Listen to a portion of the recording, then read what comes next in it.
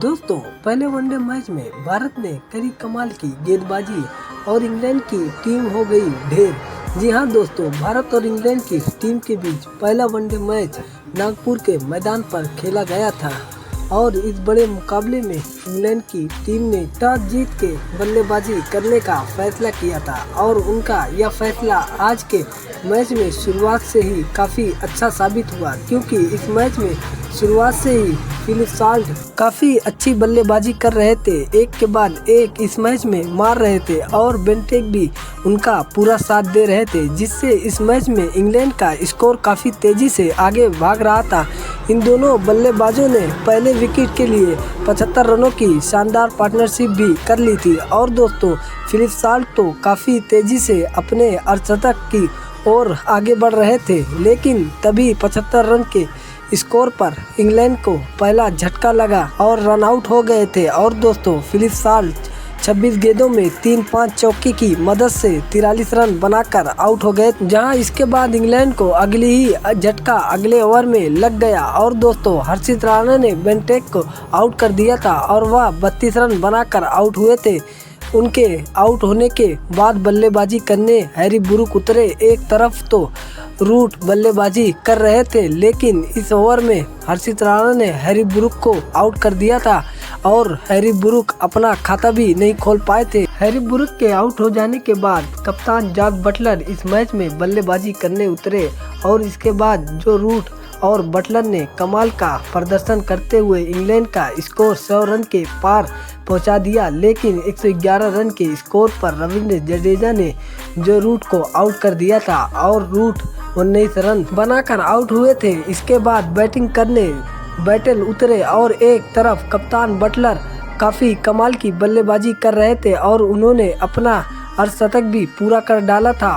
58 गेंदों में, लेकिन अर्धशतक पूरा करने के बाद 170 रन के स्कोर पर उनको अक्षर पटेल ने आउट कर दिया था और वह 52 रनों की बेहतरीन पारी खेल आउट हुए थे। जहां एक तरफ इस मैच में जेके बैटल काफ़ी कमाल की बल्लेबाजी कर रहे थे और इंग्लैंड का स्कोर धीरे धीरे आगे बढ़ा रहे थे, लेकिन इसके बाद बैटिंग करने लिविंगस्टोन उतरे और दोस्तों, लिविंगस्टोन केवल 5 रन बनाकर हर्षित राणा की गेंद का शिकार बन गए थे और इंग्लैंड के 6 विकेट 183 रन के स्कोर पर गिर चुके थे। जहां इसके बाद सारी उम्मीदें इंग्लैंड की ब्रेंडन क्रेस पे और जेके बैटल पर टिकी थी, लेकिन इसके बाद ब्रेंडन क्रेस को मोहम्मद शमी ने क्लीन बोल्ड कर दिया था और वो केवल 10 रन बनाकर आउट हुए थे। लेकिन एक तरफ इस मैच में जेके बैटल कमाल की बैटिंग कर रहे थे और इसके बाद उन्होंने अपना अर्धशतक भी पूरा कर डाला था, लेकिन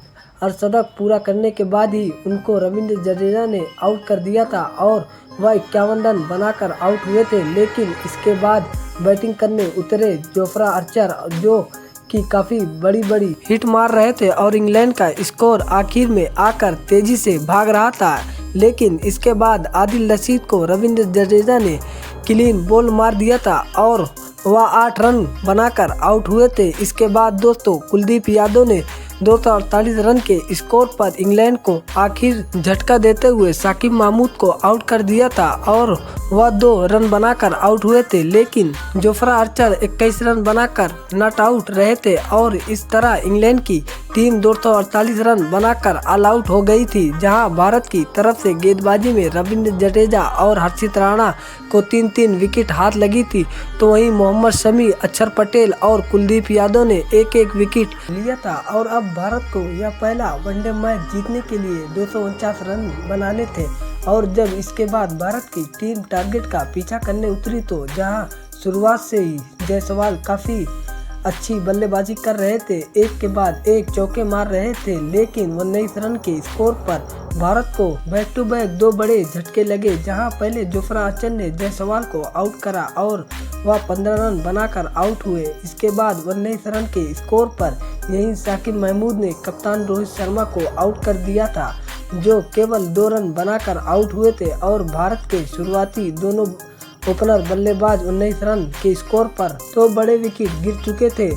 लेकिन इसके बाद श्रेयस अय्यर और शुभम गिल ने यहां से भी शानदार प्रदर्शन करा और दोनों इस मैच में काफ़ी कमाल की बल्लेबाजी करी। खास करके इस मैच में एक के एक बाद श्रेयस अय्यर बेहतरीन चौके मार रहे थे और एकदम शानदार लय में दिख रहे थे। इसके बाद इन दोनों बल्लेबाजों ने तीसरे विकेट के लिए 94 रनों की बेहतरीन पार्टनरशिप कर ली थी और भारत का स्कोर भी 100 रन के पार पहुंच चुका था। इसी बीच श्रेयस अय्यर ने केवल 30 गेंदों में अपना अर्धशतक पूरा कर लिया था। इसके बाद दोस्तों श्रेयस अय्यर 36 गेंदों में 59 रनों की शानदार पारी खेलकर आउट हो गए थे। इसके बाद गिल का साथ देने के लिए अक्षर पटेल उतरे और दोस्तों अक्षर पटेल ने इस मैच में आते ही बेहतरीन लगा दिया था। भारत को 90 गेंदों में केवल जीतने के लिए 25 रन चाहिए थे और दोस्तों शुभमन गिल को अपना शतक पूरा करने के लिए 18 रन और दूसरी तरफ खड़े थे केएल राहुल। लेकिन इसके बाद केएल राहुल एक गलत शॉट खेल बैठे थे और वह